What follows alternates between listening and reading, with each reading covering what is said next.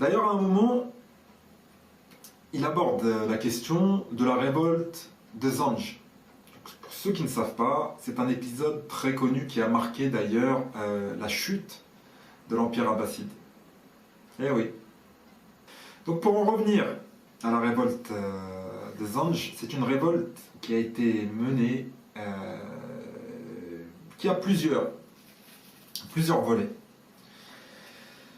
Donc des premières tentatives qui ont été réalisées par des esclaves venus de l'Afrique subsaharienne, eux-mêmes. Donc une révolution spontanée d'esclaves du côté de la région de Basra, donc en Irak. Donc ici, ces personnes se sont révoltées. Leur révolte a échoué. Ils n'ont pas été tués. Donc ils ont continué dans leurs conditions d'esclaves et tout.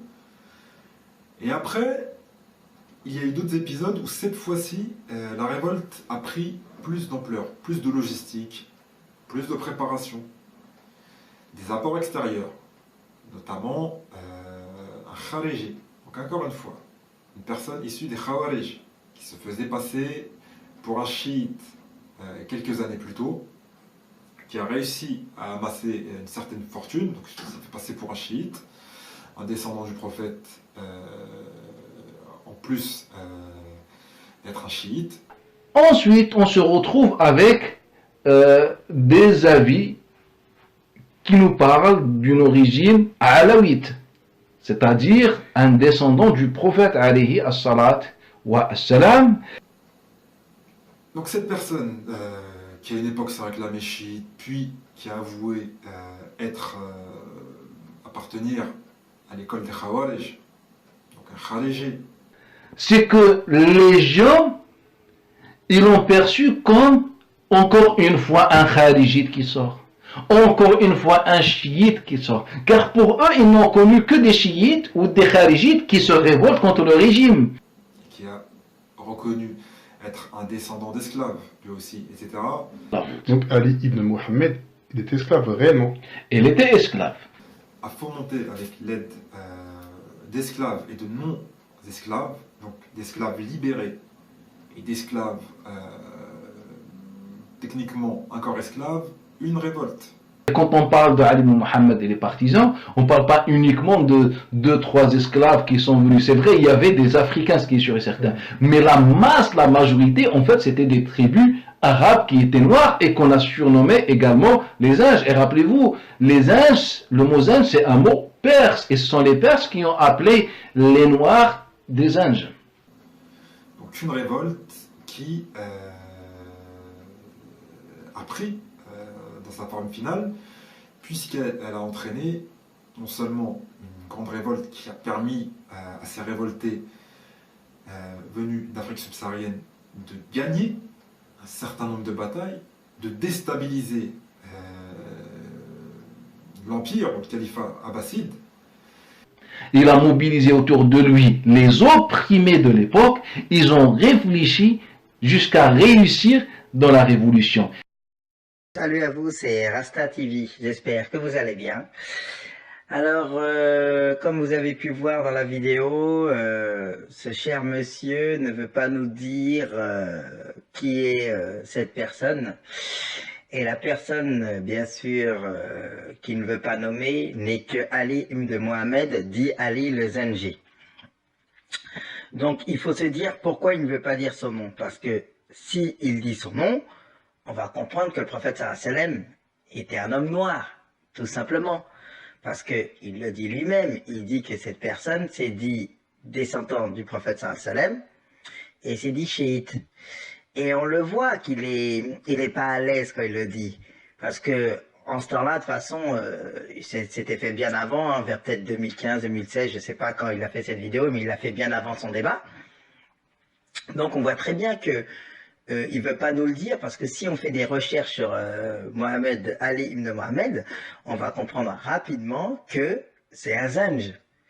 Et que comment ce Zenj, donc dans les régions arabes, et en plus dans les régions arabes actuelles, la façon qu'on voit les Arabes d'aujourd'hui, entre guillemets, peut se dire être descendant du prophète sallam.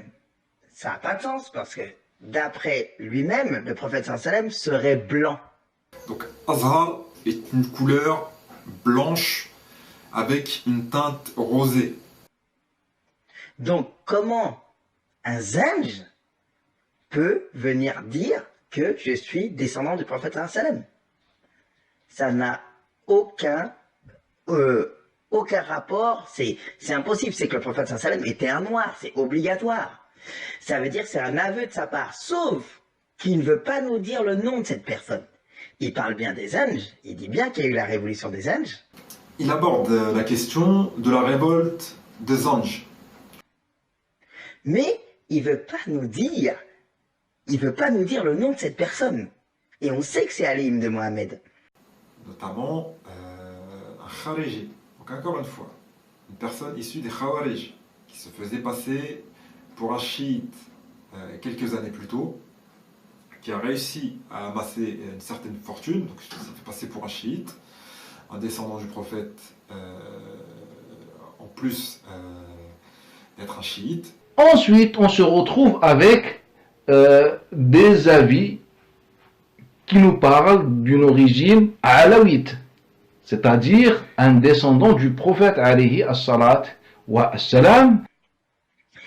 Et à la fin, il dit que c'est un warij ou un rajid, etc. Bon, ce qui veut dire en fait compte des non-musulmans, etc. Et qu'il a reconnu être descendant d'esclaves. Donc cette personne qui à une époque s'est réclamée chiite, puis qui a avoué appartenir à l'école des Khawarij, donc un Khariji, qui a reconnu être un descendant d'esclaves, lui aussi, etc. Donc Ali ibn Mohammed, il est esclave réellement. Il était esclave. Et il a reconnu d'être descendant d'esclaves, donc d'esclaves noirs. Donc ça prouve encore déjà qu'il est noir. Et la vraie question qu'il faut se poser, ça veut dire qu'au début, il a dit « Suivez-moi, en gros, je suis un descendant du prophète sallam ». Les gens l'ont suivi. Donc ensuite, bon, il s'est passé les guerres, etc. Et à la fin, il dit « Ben non, au final, j'étais un descendant d'esclaves ». Et donc, ça n'a gêné personne en Irak, en Iran, tout le monde là qui l'a vu, qu'il a pu dire qu'il était un descendant du prophète sallam, donc il était noir, et en plus à la fin, il dit la vérité, entre guillemets, en disant « Non, je suis un descendant d'esclaves ». Et pourtant, il est noir.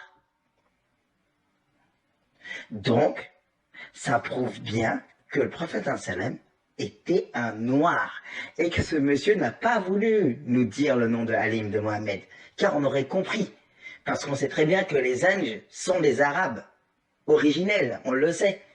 C'est-à-dire quand on parle du pur sang arabe, il s'appelle Zanj, et c'est ainsi que les Perses ont appelé les Arabes. Et ça, c'est encore une preuve qu'on n'entend pas parler, qui atteste que les Arabes étaient noirs. On revient. Donc voilà, c'était la petite vidéo que je voulais partager avec vous. Regardez-la bien et vous allez bien comprendre la manipulation. Il n'a pas voulu dire ce nom-là pour pas que on puisse se dire mais comment ce monsieur qui est un Zanj peut se dire descendant du prophète sallam. On le voit quand il le dit, il est pas à l'aise. Il n'est pas à l'aise quand il le dit, regardez.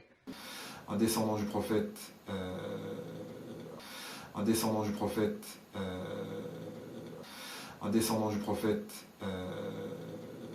Donc Azhar est une couleur blanche avec une teinte rosée, qui a reconnu être un descendant d'esclaves, lui aussi, etc. Un descendant du prophète.